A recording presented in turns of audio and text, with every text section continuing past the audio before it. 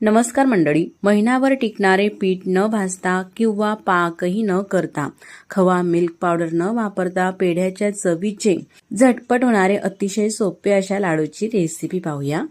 तर हे लाडू बनवण्यासाठी या ठिकाणी ही फुटाण्याची डाळ घेतलेली आहे। यालाच काही भागामध्ये डाळव सुद्धा म्हटलं जाते। तर जी आपल्या घरामध्ये रेग्युलर भाजीची वाटी असते त्या वाटीने या ठिकाणी मी 2 वाटी ही डाळ घेतलेली आहे। फुटाण्याची घेतलेली डाळ आपल्याला कढईमध्ये घालायची आहे। त्यानंतर गॅस चालू करायचा आहे। गॅसची फ्लेम कमी ते मीडियम ठेवायची आहे आणि परतून ही डाळ भाजून घ्यायची आहे। तर डाळ भाजत असताना ही डाळ आपल्याला जास्तही भाजायची नाही, तर हलकी अशी भाजायची आहे। साधारण 1 ते 2 मिनिटांपर्यंत कमी ते मीडियम गॅसवरती ही डाळ भाजून घेतलेली आहे। जास्त सुद्धा या डाळीचा रंग आपल्याला बदलू द्यायचा नाही। भाजून झालेली डाळ ताटामध्ये काढून ही आपल्याला थंड होण्यासाठी ठेवायची आहे।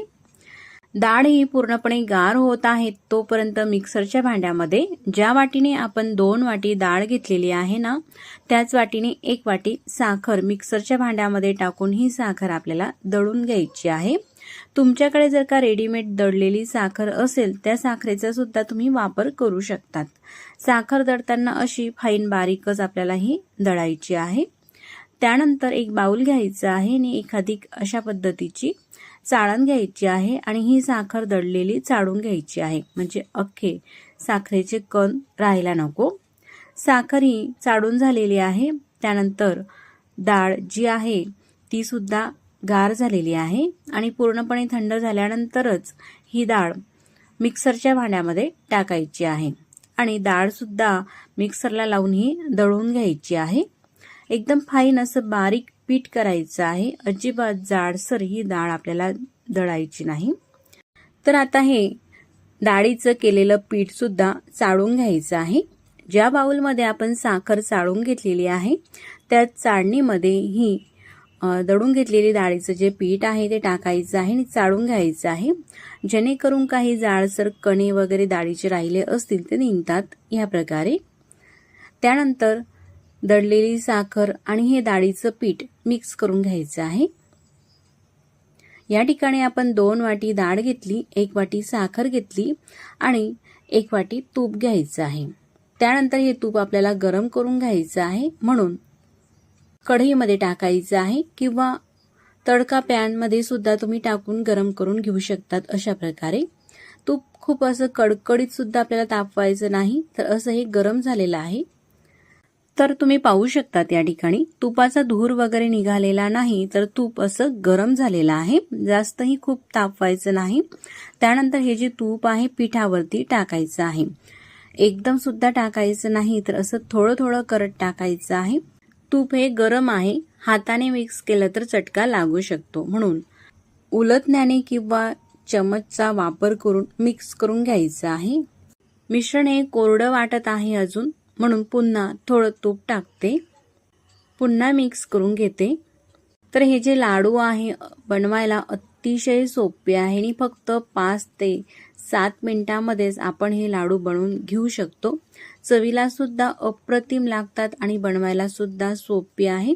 शिवाय भरपूर दिवस टिकतात। यामध्ये आपण दूध, पाणी वगैरे कशाचाही वापर केलेला नाही, पूर्णपणे हे मिक्स करून घेतलेलं आहे। तुम्ही पाहू शकतात अशा पद्धतीने हे ओलसर झालेलं आहे।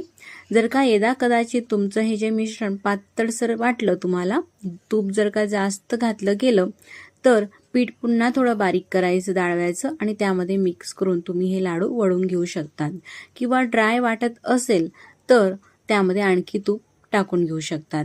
अशा पद्धतीचं अगदी परफेक्ट हे मिश्रण झाल्यानंतर लाडू हे वळून घ्यायचे आहे।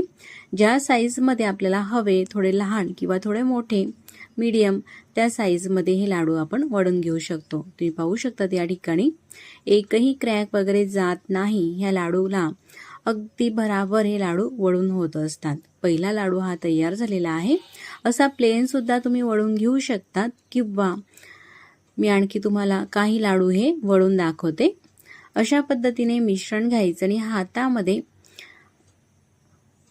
गोलाकार द्यायचा, अगदी झटपट। आणि लाडू हे आकर्षक दिसण्यासाठी यावरती काही ड्रायफ्रूटसुद्धा तुम्ही लावून घेऊ शकतात किंवा आधी दाखवल्याप्रमाणे प्लेन सुद्धा करू शकतात. अगदी भराभर हे लाडू वळले जात आहे.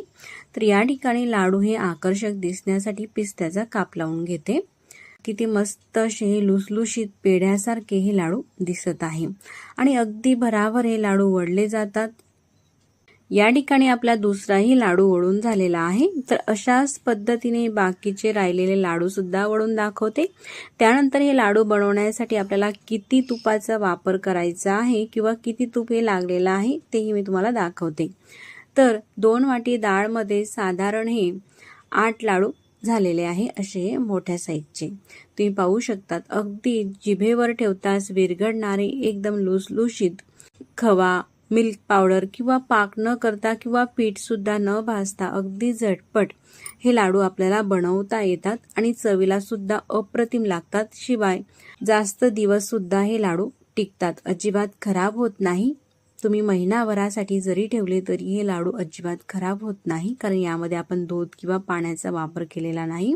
लाडू मी तुम्हाला तोडून दाखवते. अगदी पेढ्यासारखा असल्यामुळे तशाच पद्धतीचा हा लाडू दिसत आहे. दिवाळीच्या फराळाच्या रेसिपीमध्ये तुम्ही नक्कीच हे लाडू करून पहा. घरातील सगळ्यांनाच आवडतील आणि साधी सोपी ही रेसिपी आहे. तर लाडू बनवण्याची रेसिपी आवडल्यास तर आपल्या देवदर्शन किचन चॅनलला लाईक, शेअर आणि सबस्क्राईब करायला विसरू नका. तर 1 वाटी आपण तूप घेतलेलं होतं. 1 वाटी तुपातलं एवढं तूप हे शिल्लक आहे. म्हणजे साधारण 2 वाटी डाळीसाठी पाऊण वाटी तूप आपल्याला हे लागत असतं. मग पुन्हा भेटू नवीन रेसिपी सोबत. तोपर्यंत नमस्कार.